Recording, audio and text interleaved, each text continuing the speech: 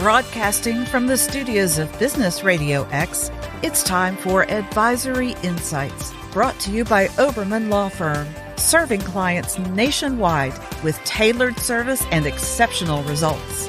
Now, here's your host. Hello, everyone. Welcome to Advisory Insights Podcast. I'm your host, Stuart Oberman. All right, folks, topic of today, we're going to get this thing off and running pretty quick. We're going to hit a hot topic in the world today of harassment in the workplace. It's all over the place. It's on front pages. It's in back pages, in magazines. It's in publications. It is everywhere. It's on the internet, social media. Harassment. Huge problem in HR. Huge problem, period, across all sectors, whether it's healthcare, whether it is a startup, whether it's a billion-dollar company. Huge problem. So one of the things we want to take a look at, what is the huge problem and how to sort of maybe put a little bit of damper on this whole problem. What do you do?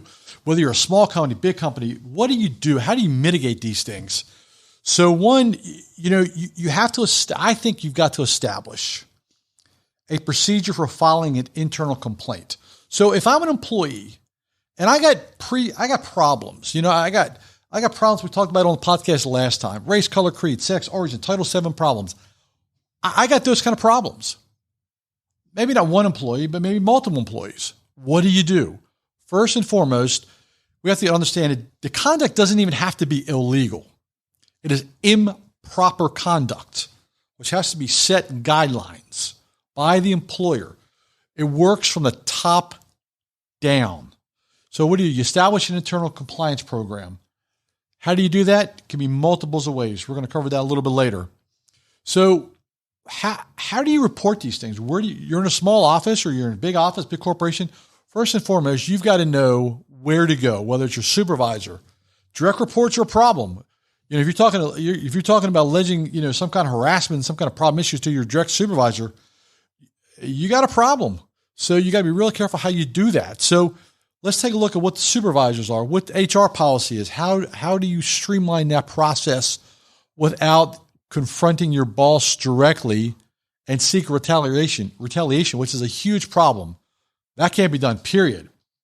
So one, we have to look at what detail constitutes prohibited conduct. Is it drilled down? Is the specific HR policy outlines what prohibits these conducts? What is it? Is it company-sponsored events? Is it, social events? What do you do if you take your employees out of town? What do you do if you are at a business meeting with a colleague? I have seen cases where we got supervisors that are doing face plants at high-end meetings and functions. We've got rude and grotesque comments being made at board meetings. We have undesirable conversations going on at business meetings in restaurants. Is it outlined? Is it something you wouldn't, if you wouldn't put it on the front of the New York Times, then you need to have a policy for it. So one thing that's an issue is romantic relationships with a coworker. I'm talking about calls, text messages, improper conduct. Is there a policy for that?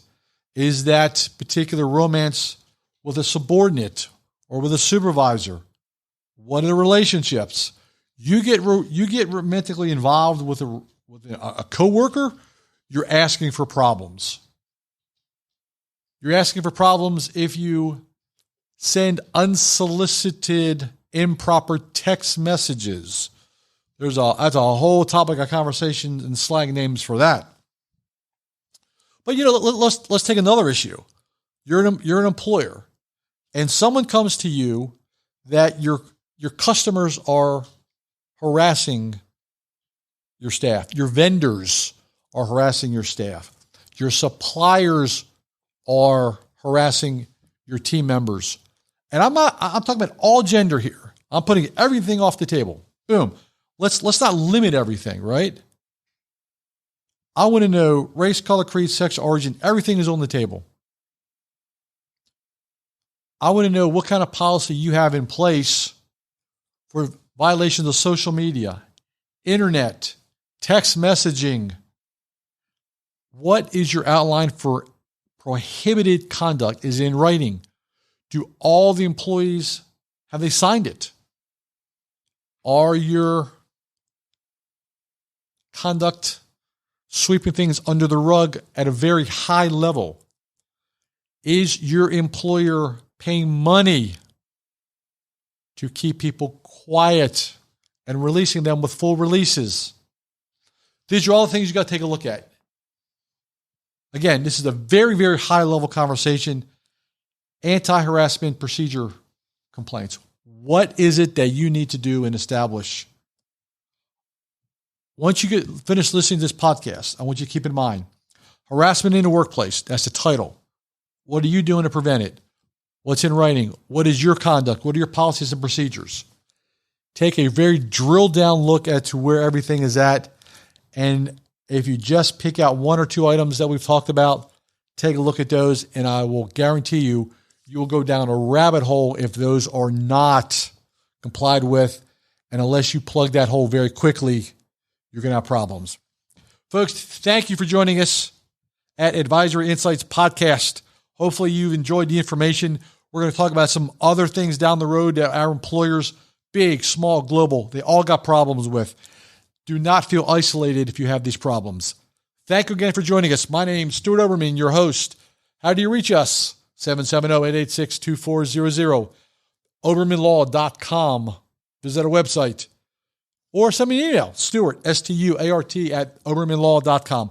Thanks for joining us. Please listen to future podcasts and have a fantastic day.